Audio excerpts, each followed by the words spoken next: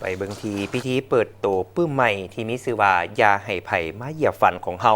ที่เขียนโดยท่านฮัศวรรค์เฮมณีหรือครูเซงผู้อำนวยการบริษัทกลุ่มการศึกษาลาวสร้างฝันจำกัด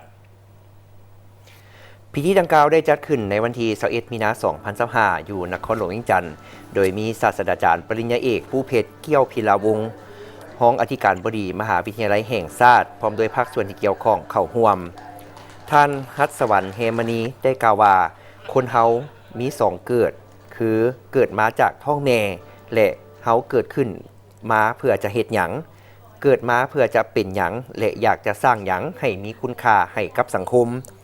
ปื้มเล่มนี้จึงมีเป้าหมายที่จะช่วยเปลี่ยนแปลงชีวิตและสร้างความฝันให้เป็นจริงซึ่งปื้มอย่าให้ไผมาเหยียบฝันของเฮาแม่นปื้มที่ถูกเขียนขึ้นเพื่อช่วยเปลี่ยนแปลงชีวิตของผู้อ่านโดยผ่านการสร้างความฝันและการปฏิบัติตัวจริงปื้มเล่มนี้ได้ใช้เวลาในการเขียนทั้งหมด3ปีนับจากปี2022หา2025และประกอบมี5หัวข้อหลักที่สำคัญคือฝันใหญ่เฮ็ดสิ่งน้อยๆเคลื่อนไหวอย่างถูกต้องไปให้ไวและใช้ชีวิตปัจจุบันอย่างมีความสุขท่านยังได้แบ่งปันประสบการณ์ที่ลงมือปฏิบัติมาเป็นเวลา46ปีในการบริหารการสร้างความฝันและการดำเนินชีวิตอย่างมีความสุขและในอนาคตท่านอาจจะเขียนปื้มเกี่ยวกับการบริหารความสำเร็จและหลักการบริหารอีกด้วยสำหรับผู้ที่สนใจซื้อปื้มอย่าให้ไผมาเหยียบฝันของเขา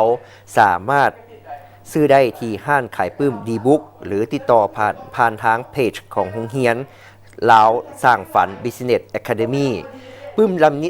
มนี้จะช่วยให้ท่านสามารถเปลี่ยนชีวิตและสร้างความฝันให้เป็นจริงได้อย่างมีประสิทธิผล